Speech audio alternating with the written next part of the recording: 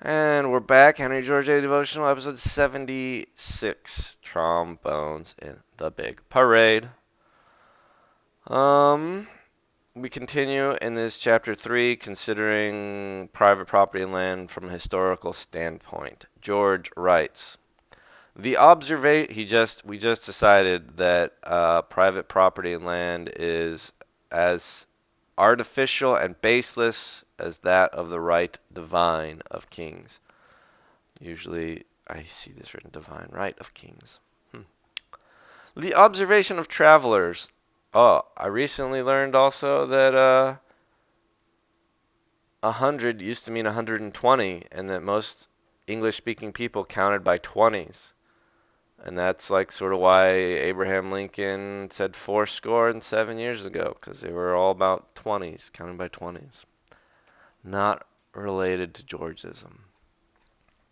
The observation of travelers, the researches of the critical historians who within a recent period have done so much to reconstruct the forgotten records of the people, the investigations of such men as Sir Henry Maine, Emile de Lavallee, that's M. de Lavallee, Professor Nass of Bonn, and others, into the growth of institutions, prove that wherever human society has formed, the common right of men to use of the earth has been recognized, and that nowhere has unrestricted individual ownership been freely adopted.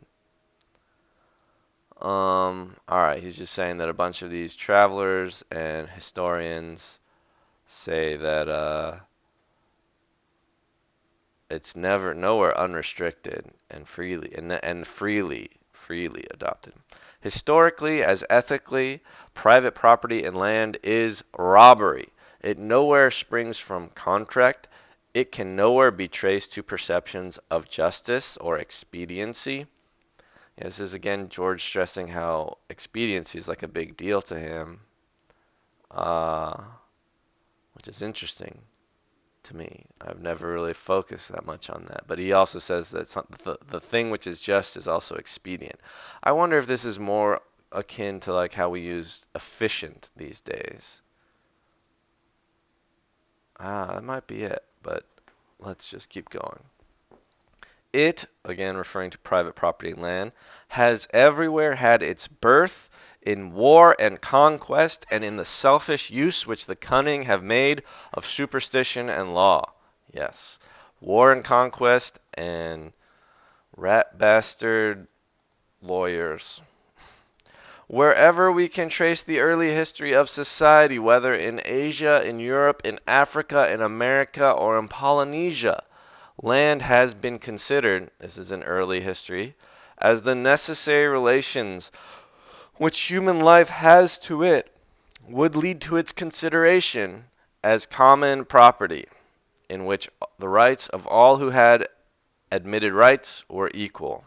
That is to say, in the early history of society, all members of the community, all citizens, as we should say, all had equal rights to the use and enjoyment of the land of the community, the communal land. This recognition of the common right to land did not prevent the full recognition of the particular and exclusive right in things which are the result of labor. Nor was it abandoned when the development of agriculture had imposed the necessity of recognizing exclusive possession of land in order to secure the exclusive enjoyment of the results of the labor expended in cultivating it. Yes, this is the next link, which is there were established exclusive possessions of land, which is different. He's going to say this is exclusive possession of land is different than private property in land. This is allowing you to have exclusive enjoyment of the results of labor. Like he says, this is when agriculture was developed and farming became a thing where you needed to have exclusive possession of a plot of land for some time before you're able to actually harvest anything. And that is enabled, we'll see.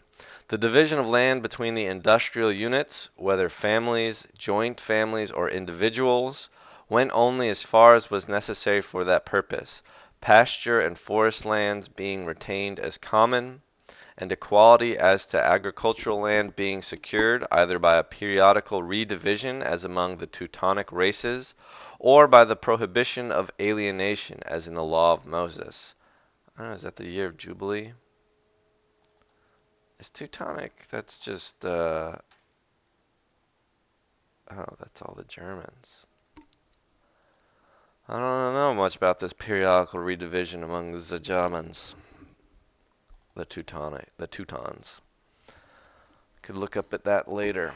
This primary adjustment still exists in more or less intact form in the village communities of India, Russia, and the Slavonic countries yet. Excuse me. Or until recently subjected to Turkish rule. In the mountain cantons of Switzerland, among the Kabyles in the north of Africa, and the Kafirs in the south, among the native population of Java and the Aborigines of New Zealand. That is to say, wherever extraneous influences have left intact the form of primitive social organization. That is to say, wherever extraneous influences have left intact the form of primitive or social organization. That it everywhere existed has been, within late years, abundantly proved by the researches of many independent students and observers, and which are, to my knowledge, best summarized in Systems of Land Tenure in Various Countries, published under authority of the Cobden Club in M. Emile de Lavallee's Primitive Property, to which I would refer the reader who desires to see this truth displayed in detail. I wonder if he's now going to say, as soon as you start arguing with somebody and they're like, oh, every private property is always in land, private property in land has always been the thing, and you're like, well, no, go read M. de Lavallee's Primitive Property, and they're like, all right, well, okay, clearly all these backwards, ignorant, they don't have to be all mean about it. They say, okay, primitive man, all right, maybe they didn't have private property in land, but it was private property and land that enabled such development. And,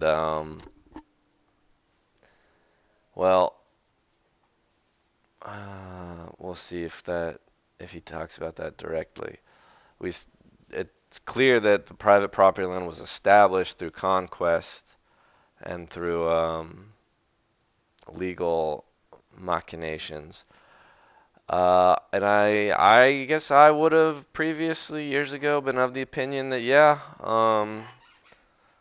it was bad to conquer people, but it was, not all things are all bad or all good, oftentimes. And one of the goods that came about was the establishment of private property and land, because that created this kind of incentivization structure that enabled something like technological progression or something to rapidly advance. But these days, I don't think that is so. I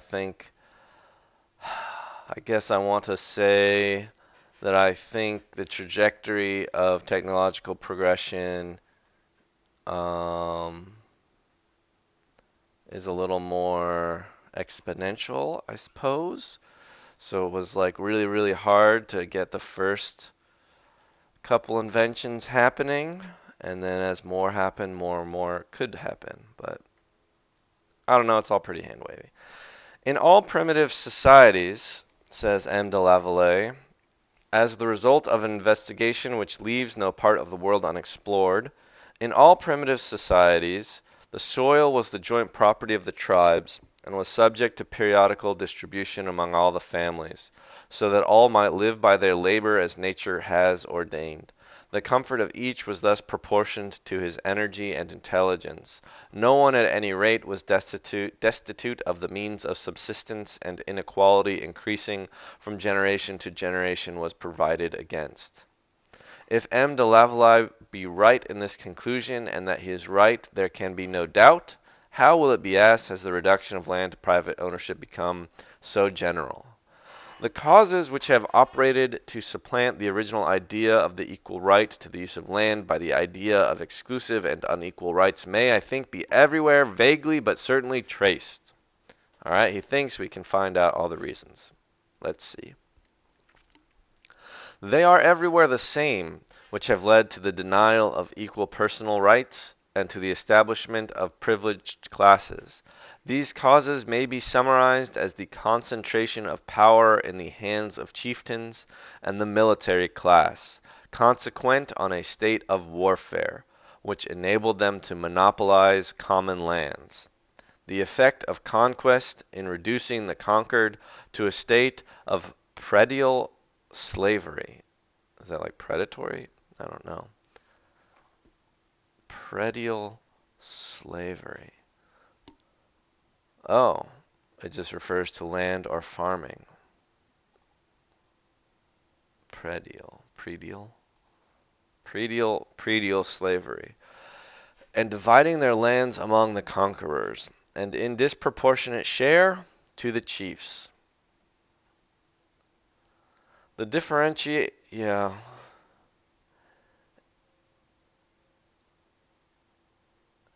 I guess there's a part of me that wonders, like, why, like, what went wrong with humans that we started doing this?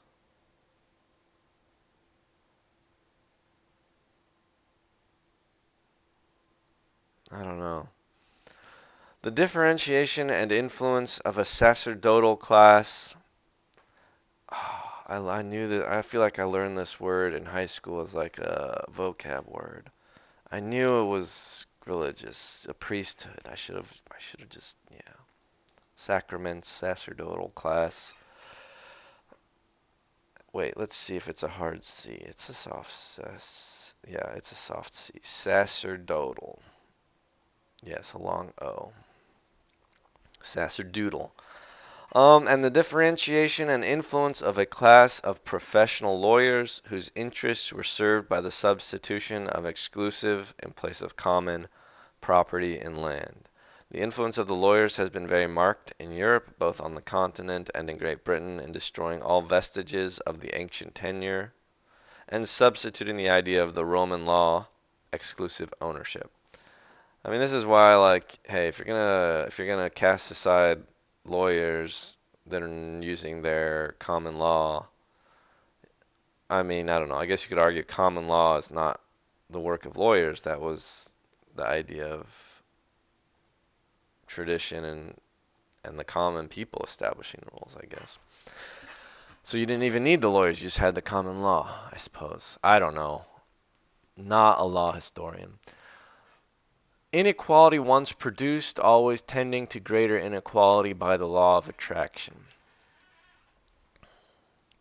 Yeah, so I don't know if like some humans just started conquering others and then there's inequality and inequality always tends towards greater equality. Like however can we fix this? However can we go back against this?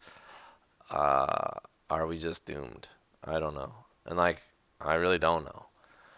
It was the struggle between this idea of equal rights to the soil and the tendency to monopolize it in an individual possession that caused the internal conflicts of Greece and Rome. It was the check given to this tendency in Greece by such institutions as those of Lycurgus and Solon, and in Rome by the Licinian law and subsequent divisions of land, that gave to each their days of strength and glory. And it was the final triumph of this tendency that destroyed both. Great estates ruined Greece as afterward great estates ruined Italy. Latifundia perdidere Italiam by Pliny. Latifundia. That's these are these large estates in ancient Rome or in Spain typically, yeah, that's their plantations. Perdidere, I guess that's ruined. Dere, past tense. Perdido, I know in Spanish is like, I don't know, damage. Ruined, defeated, or about to be killed.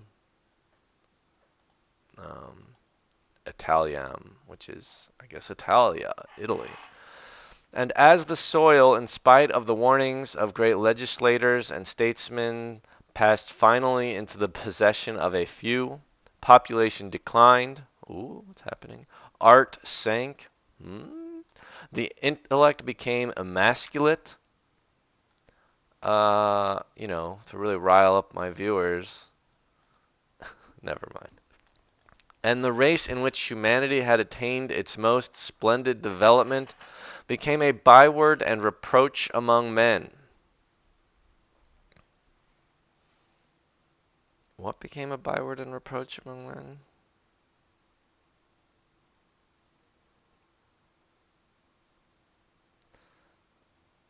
Being Italian, maybe? The race in which humanity attained its most splendid became a byword and reproach. I guess calling people like Italian slurs in the US. I don't know if that's what he's referring to. The idea of absolute individual property in land, which modern civilization derived from Rome, oh, reached its full development there in historic times, when the future mistress of the world first looms up. Each citizen had his little homestead plot, which was inalienable and general domain. The cornland, which was of public right, was subject to common use, doubtless under regulations or customs which secured equality, as in the Teutonic Mark and Swiss Allmend. Oh, the Allmend.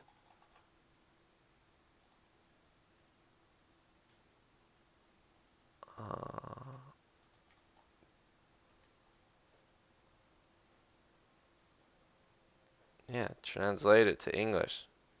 Yeah, that's the common land, and the mark is the common land. Makes me think of the riders of the mark of Rohan in Middle-earth. The mark was their common land. It was from this public domain, constantly extended by conquest, that the patrician families, these are the big estate families, the Latifundia owning families, succeeded in carving their great estates.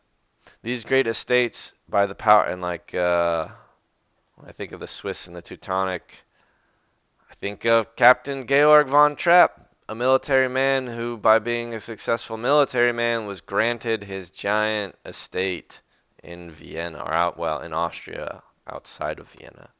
These great estates, by the power with which the great attracts the less, in spite of temporary checks, by legal limitation and recurring divisions, finally crushed out all the small proprietors, adding their little patrimonies to the latifundia of the enormously rich, while they themselves were forced into the slave gangs, became rent-paying coloni, or else were driven into the freshly conquered foreign provinces, where land was given to the veterans of the Legion, Captain Von Trapp, or to the metropolis, I guess that's the city, to swell the ranks of the proletariat, who had nothing to sell but their votes.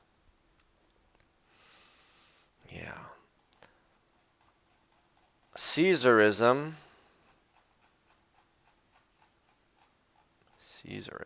a grosser ism, soon passing into an unbridled despotism of the Eastern type, was the inevitable political result, and the empire, even while it embraced the world, became in reality a shell, kept from collapse only by the healthier life of the frontiers, where the land had been divided among military settlers, or the primitive usages longer survived.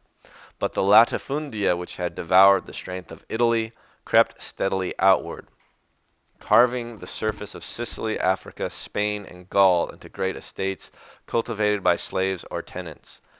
Yes, recall that General Maximus had a giant estate in Spain, a latifundia. We see this in the flashbacks with his wife and his firstborn son destined to inherit his latifundia. And the Gladiator film tends to think that somehow the glory of Rome can be restored by unclear ways, and that Maximus can do it somehow. But Maximus just wanted to keep on being a big landowner. So, who knows? The hardy virtues born of personal independence died out, and an exhaustive agricultural impoverished the soil, and wild beasts supplanted men. until at length, with a strength nurtured in equality, the barbarians broke through. Rome perished, and of a civilization once so proud nothing was left but ruins. Thus came to pass that marvelous thing which at the time of Rome's grandeur would have seemed as impossible as it seems now to us, that the Comanches or Flatheads should conquer the United States, or the Laplanders should desolate Europe. The fundamental cause is to be sought in the tenure of land. On the one hand, the denial of the common right to land had resulted in decay. On the other, equality gave strength. Freedom, says M. de Lavallee in Primitive Property, page 116, freedom, and as a consequence the ownership of an undivided share of the common property, to which the head of every family in the clan was equally entitled, were in the German village essential rights. The German village, every head of the family in the clan got an undivided share of the common property. This system of absolute equality impressed a remarkable character on the individual, which explains how small bands of barbarians made themselves masters of the Roman Empire. Yeah, maybe we need to think much more highly of these barbarians for destroying the failing, corrupt Roman Empire that needed to be destroyed. I don't know. In spite of its skillful administration, the Roman Empire, its perfect centralization, Roman Empire, and its civil law, which has preserved the name of written reason, according to M. de Lavallee. It was, on the other hand, that the heart was eaten out of that great empire. Rome perished, says Professor Seeley, from the failure of the crop of men. So the question if you're going to oppose all this is like, well, how come these super just societies of the Teutons, where every family got their own share of the land, how come they didn't progress in greater societal development? Um, there could be this very pessimistic take on all of progress and poverty, that we cannot have the progress without that poverty.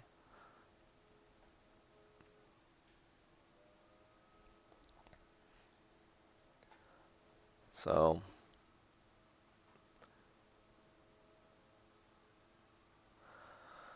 yeah, history is complicated. Uh, yeah, maybe I end today's devotional on this confused note. I don't know exactly what enabled Rome. It was, on the other hand, the heart was eaten out of that great empire. Rome perished from the failure of the crop of men. I mean, George is saying Rome fell because it stopped being just and it had a whole bunch of private property and land. What enabled Rome to grow? Not exactly clear, but he would say that private property and land really hadn't been established yet, so it wasn't due to that. But were they conquering? Was it that warfare, but which was claiming land, just maybe claiming it to be common property for everyone? I don't know. And then it fell because it no longer was just, and it fell to these barbaric groups that had more justice. And I guess they're called barbaric because they were not very technologically developed. But why weren't they technologically developed? Because of, I don't know. Yeah. Hmm. I don't really, I mean, when I read Progress and Poverty before, I don't recall ever learning about, well, how come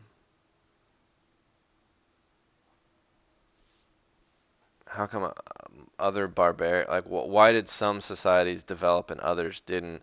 I mean, George makes a general claim at the end, towards the end of the book, that the law of progress for society is is basically whether or not the society is just, and that people who labor get the full reward of their labor. And so then people can associate with one another, and work together, cooperate. So I don't know, maybe the Teutons, something prevented their cooperation. I don't know. All right, see you next time.